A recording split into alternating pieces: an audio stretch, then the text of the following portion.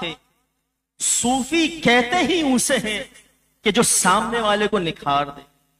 تو قرآن مجید فرقان حمید برہان رشید میں اللہ رب العزت ارشاد فرماتا ہے ان الذین آمنوا وعملوا الصالحات سیجعل لهم الرحمن ودا، کہ بے شک جو اللہ پر ایمان لائے اور اعمال صالحہ بجا لائے، انہوں نے نیک اعمال کیے، تو اس نیک عمل کرنے کا بدلہ یہ ہوتا ہے، اس کا نتیجہ اور ثمرہ یہ ہوتا ہے کہ اللہ رب العزت ایسے لوگوں سے متعلق فرماتا ہے سیجعل لهم الرحمن ودا، کہ اللہ رب العزت ان اللہ والوں کی، ان اعمال صالحہ بجا لانے والوں کی، ان تزکیہ نفس کرنے والے لوگوں کی اللہ رب العزت لوگوں کے دلوں میں محبت اتار دیتا ہے. تو قرآن کو اگر کھول کے دیکھیں تو قرآن اولیاء کی اوصاف اور اولیاء کی صفات بیان کر رہا ہے، اولیاء کی مدح سرائی کر رہا ہے. کہیں فرما رہا ہے الا ان اولیاء اللہ لا خوف علیہم ولا هم يحزنون الذین آمنوا وكانوا يتقون. اب آپ دیکھیں یہاں اللہ عز و جل فرما رہا ہے، کیونکہ اولیاء جو ہے یہ ولی کی جمع ہے، اور ولی کا مطلب جو ہے وہ دوست کے ہے، وہ قرب کے ہے، وہ مددگار کے ہے. تو گویا کہ اللہ رب العزت اگر کسی کو ولایت عطا فرمائے، اگر کسی کو اپنا قرب عطا فرما دے، اگر کسی کو اپنا دوست بنا لے، تو اس دوست بنانے کے بعد جو اللہ رب العزت نعمت سے سرفراز فرماتا ہے، اللہ فرماتا ہے لا خوف علیہم ولا هم يحزنون. یہاں خوف سے مراد جو ہے دنیا کا خوف نہیں، دنیا کے مصائب و آلام اور پریشانیوں کا خوف نہیں، قبر اور حشر کا خوف نہیں، نزع کی سختیوں کا خوف نہیں، بلکہ اللہ والے تو وہ ہوتے ہیں کہ اگر کوئی خوف زدہ بھی ان کی بارگاہ میں آ جائے تو امان میں آ جائے. کہہ دو سبحان اللہ. اللہ رب العزت یہ انعام عطا فرما رہا ہے لا خوف علیہم ولا هم يحزنون الذین آمنوا وكانوا يتقون. اور پھر وہ وصف اللہ رب العزت بیان فرماتا ہے کہ اولیاء اللہ ہمیشہ وہی ہوتے ہیں جو تقوی والے ہوتے ہیں، پرہیزگار ہوتے ہیں، جس کا ظاہر بھی شریعت کے خلاف ہو، جس کا باطن بھی شریعت کے خلاف ہو. اور پھر اگر کوئی اسے ولی تسلیم کر لے، ولی سمجھ لے، تو وہ ولی ہو ہی نہیں سکتا کہ اس کا ظاہر بھی شریعت کے خلاف، اس کا باطن بھی شریعت کے خلاف. تو لہٰذا ولی وہی ہے الذین آمنوا وکانوا یتقون، کہ بے شک ایمان جو ایمان لائے، جو ایمان والے ہیں، جو اللہ کے دوست ہیں، وہ یقیناً تقوی و طاعت والے ہوتے ہیں. ایک مقام پر اب یہ اگر ہم دیکھیں کہ ہم حضور داتا صاحب سے، حضور خواجہ غریب نواز سے ادھر توجہ ہے، ادھر توجہ کریں تاکہ ہمارے اندر ایک چاشنی، ایک حلاوت، ایک مٹھاس پیدا ہو، پتہ تو چلے کہ اللہ کے ولیوں کی شان کیا ہے. کہہ دو سبحان اللہ. اللہ کے ولیوں کا مقام کیا ہوتا ہے، اولیاء اللہ کا مقام اور ان کے مراتب اور ان کے درجات کیا ہوتے ہیں، ان کی شان اور ان کی عظمت کیا ہوتی ہے. کیونکہ اب آپ دیکھیں حدیث جبریل کیوں محبت کرتے ہیں اللہ والوں سے، کیوں ہمیں رب جو ہے ان کو دیکھ کر یاد آ جاتا ہے، کیوں اسلام آ جاتے ہیں، کیوں اللہ والوں کی صحبت کو اختیار کر کے نمازی بن جاتے ہیں، پرہیزگار بن جاتے ہیں، ذکر و اذکار کرنے والے بن جاتے ہیں، چلہ کشی کرنے والے بن جاتے ہیں. کیوں اندر ایک اللہ کی وحدانیت کا ایک چراغ جل جاتا ہے، کیوں رب سے بندہ لو لگانے کی جستجو کرتا ہے، کیوں، کیا وجہ ہے؟ حدیث جبریل ہے، مسلم شریف کی حدیث پاک ہے. اللہ رب العزت ارشاد فرماتا ہے جب کوئی اللہ کا ذکر کرتا ہے، کیا کرتا ہے؟ اب توجہ کریں، ادھر دیکھیں، جب کوئی کیا کرتا ہے؟ اب خواجہ عثمان علی شاہ علیہ رحمہ جو ہمارے مرشد کریم کے کون ہیں؟ کون ہے ہمارے مرشد کریم کے؟ بلند آواز سے کہیں، کون ہے؟ پیر و مرشد. میں خطاب کر رہا ہوں آپ سے، تو لہذا آپ لوگ متوجہ ہو جائیں. خواجہ عثمان علی شاہ صاحب کون ہے ہمارے مرشد کے؟ بلند آواز سے کہیں، کون ہے؟ پیر و مرشد ہیں. ہمارے کون ہیں؟ دادا مرشد.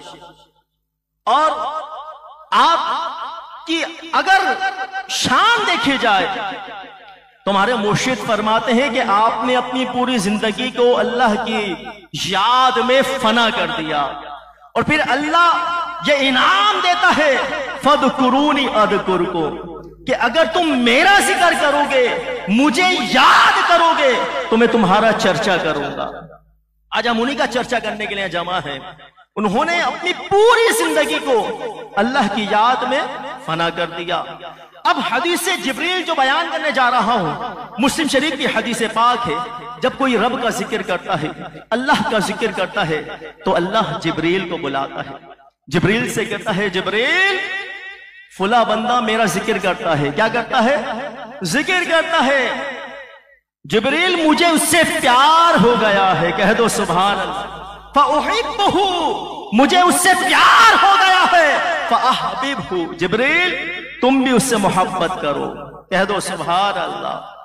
تو اللہ فرما رہا ہے کہ وہ میرا ذکر کرتا ہے، میں اس سے محبت کرتا ہوں، جبریل تم بھی اس سے محبت کرو، اور نہ صرف تم اس محبت کو اپنے تک محدود رکھو، بلکہ اللہ جبریل کو یہ حکم دیتا ہے کہ جبریل آسمان دنیا میں یہ اعلان کر دو کہ اللہ بھی اس سے محبت کرتا ہے، جبریل بھی اس سے محبت کرتے ہیں۔ اے آسمان والو، اے ملائکہ، تم سارے اس بندے سے محبت کرو۔ بلند آواز سے، بلند آواز سے۔ جو ایک مرتبہ سبحان اللہ کہتا ہے، اس کے نام کا جنت میں درک لگا دیا جاتا ہے، 10 نیکیاں اس کے نام اعمال میں۔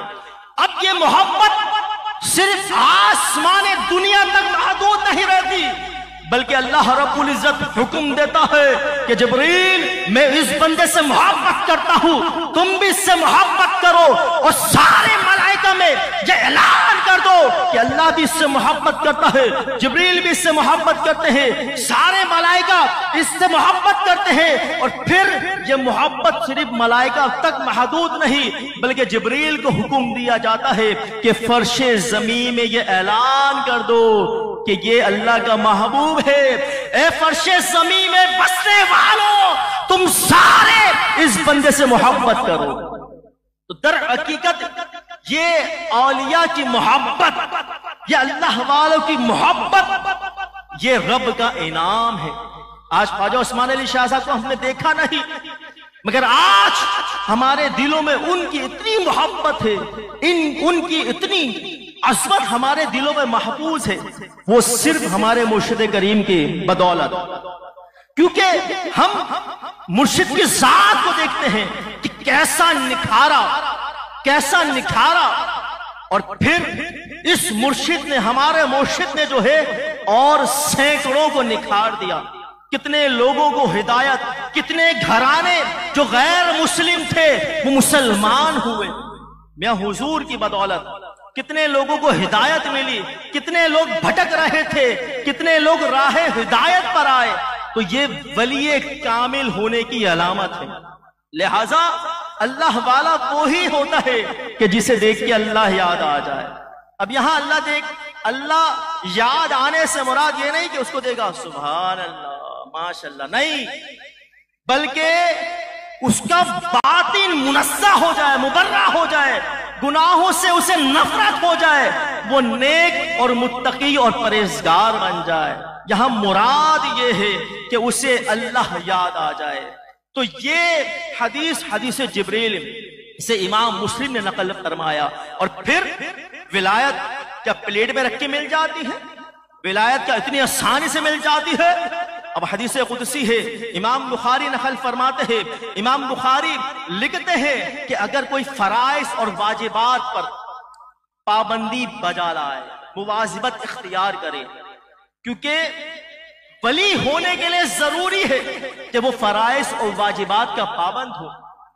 جو صرف نفلی عبادت کرتا رہے، ہزار نفل پڑھتا رہے، نفل پر فوکس کرے اور فرائض و واجبات سے بالکل جو ہے بے خبر ہو، تو ولایت اسے قطعاً نہیں مل سکتی۔ بلکہ رسول اللہ صلی اللہ علیہ وسلم فرما رہے ہیں، حدیث قدسی اسے کہا جاتا ہے کہ کلام رب کا ہوتا ہے، زبان مصطفیٰ کی ہوتی ہے۔ تو اب یہاں حضور علیہ السلام فرماتے ہیں کہ فرائض اور واجبات پر اگر کوئی ہمیشگی اختیار کرے، پابندی بجا لائے، بس یہ آخر میں یہ بیان کر کے، تو پھر جب وہ نفل عبادت پر پابندی بجا لاتا ہے، مواظبت اور ہمیشگی اختیار کرتا ہے، تو اس کا فائدہ یہ ہوتا ہے کہ پھر وہاں رب فرماتا ہے کہ میں اس کی آنکھ بن جاتا ہوں جس سے وہ دیکھتا ہے، میں اس کے کان بن جاتا ہوں جس سے وہ سنتا ہے، کنتو یدہ التی یبطش بہا، میں اس کے ہاتھ بن جاتا ہوں جس سے وہ پکڑتا ہے، میں اس کے پیر بن جاتا ہوں جس سے وہ چلتا ہے۔ یہاں مراد قطعاً یہ نہیں کہ اللہ اس کی ذات میں حلول کر جاتا ہے، بلکہ یہاں مراد یہ ہے کہ اللہ عز و جل اس کو وہ کمال اور وہ تصرف اور وہ قوت عطا فرماتا ہے کہ اگر وہ بغداد میں موجود ہو اور اگر اس کا کوئی مرید اسے یا غوث اعظم المدد دستگیر کہہ کے فریاد کرے تو وہ اس کی مدد کو پہنچتے ہیں، اس کی فریاد کو سنتے ہیں۔ تو اللہ جسے ولایت عطا فرما دے، اگر اس ولی کامل کا کوئی بھی مرید کہیں پر بھی ہو، اور ہم نے اپنے مرشد کریم صوفی حکیم طارق احمد شاہ عارف عثمانی قلندری، آپ کا تو ایسا تصرف ہے، ایسا اختیار ہے، آپ کو اپنے ہر مرید کے بارے میں خبر ہے کہ اس وقت میرا مرید کیا کر رہا، میرا مرید کس حال میں ہے۔ تو ہمارا تو یہی رہا حال کہ ہم نے تو اپنے مرشد کو اپنی داستان، اپنا حال زار زبان سے نہیں، بلکہ ہمارا یہ نظریہ ہوتا ہے کہ ہمارے مرشد جانتے ہیں۔ اور یہاں جتنے لوگ موجود ہیں، یہ ہم نے جمعے کی محفل میں دیکھا، نشست میں دیکھا کہ ہمارے دلوں میں سوالات آ رہے ہیں کہ یہ سوال کر لیں، کتنے لوگ اس بات کی شہادت دیں گے میاں سے یہ سوال کر لیں، اس سوال کا مطلب، اور آپ دیکھیں کہ ہمارے دل میں وہ سوال آ رہا ہے، میاں کی زبان پر اس کا جواب آ رہا ہے۔ بلند آواز سے کہیں سبحان اللہ۔ یہ میاں کا تصرف ہے۔ تو میاں کا کوئی بھی، ہم یہ کہیں گے کہ مرید وہ یقیناً ہمارے میاں حضور اللہ رب العزت کی عظیم نعمت، بہت بڑی نعمت، اللہ رب العزت نے یہ نعمت ہمارے حصے میں، ہمارے مقدر میں لکھی۔ تو ہمیں چاہیے کہ ہم جتنی اطاعت، جتنی اتباع، جتنی محبت پیر کی، شیخ کامل کی، دل میں جتنی محبت ہوگی، جتنی اطاعت ہوگی، اتنا ہی زیادہ اسے فیض ملے گا۔ تو اللہ رب العزت کی بارگاہ میں ہم یہی دعا کریں گے کہ اللہ رب العزت ہمارے مرشد کریم کو عمر خضر عطا فرمائے، عمر دراز فرمائے، جوڑ توانائی اور ہمت اور طاقت اور قوت اور انرجی عطا فرمائے۔ اللہ رب العزت میاں حضور کی آل اولاد کو سلامت رکھے، آستانہ طارقیہ کو اللہ رب العزت سلامت رکھے، اور میاں حضور جتنا حتی المقدور، جتنا ہو سکے میاں حضور کے ارشادات فرمودات جہاں تک ہو سکے اس پر عمل پیرا ہو جائیں، اور جو دوسرے جو بھٹکے ہوئے ہیں، جو بکھڑے ہوئے ہیں، کوشش کریں محبت اور ذوق اور شوق اور لگن کے ساتھ، جستجو کے ساتھ، اخوت اور بھائی چارگی کا اظہار کرتے ہوئے کوشش کریں ان کو بھی میاں حضور سے جوڑیں، میاں حضور کی صحبت میں لے کر آئیں۔